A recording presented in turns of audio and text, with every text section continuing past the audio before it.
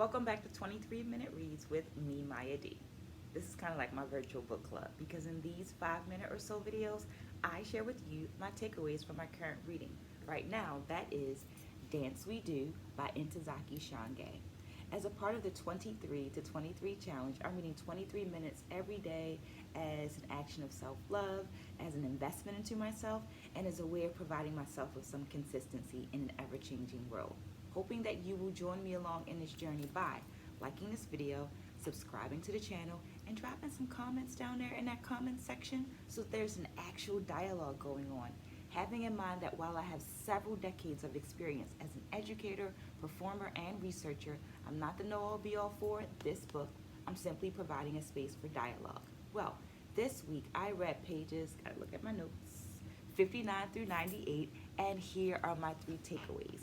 Takeaway number 1 is budgeting. The Diane Harvey quote reads, "You must prepare a budget large enough to cover the expenses of a single live musician or a group of live musicians." In this section of the interview, Diane Harvey speaks about the beauties and the challenges of having live musicians in your class and so forth. I felt like this section summarized my experience as both an artist and an educator, and I truly believe that in order to put the term starving artists to rest, we have to increase our financial literacy and our self-advocacy.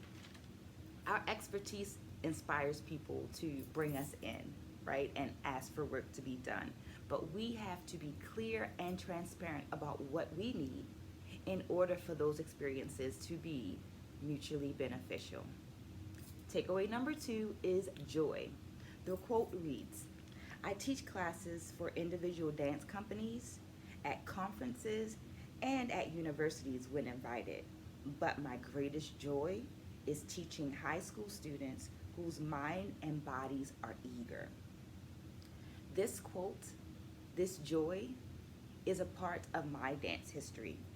In an interview with one of my early dance instructors, Kibibi Ajanku, she spoke about being spotted at a high school dance class, being spotted by company members at a high school dance class.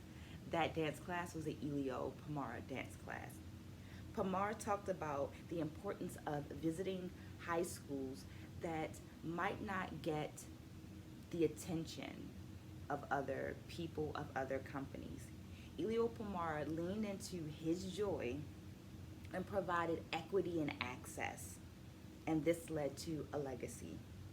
Takeaway number 3 is leadership. There were so many beautiful moments about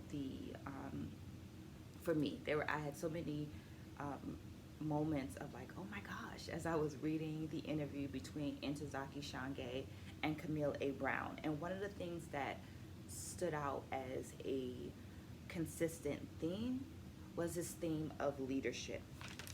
And in one of my courses, I learned that leadership, good leadership, or a good leader rather, is the embodiment of a community's beliefs and values, and also an advocate for those beliefs and those values. So I was touched by the way that Camille spoke about leadership as a teacher, how a teacher leads a classroom. And also when she spoke about director David Laveau. The quote reads, "For GCS, which is Jesus Christ Superstar, I was given the agency to be okay with not knowing it all because everyone, thankfully, believed in me." It sounds like this was a great experience in leadership. It sounds like this was an experience that allowed Camille A. Brown to have a certain level of peace, power, and growth.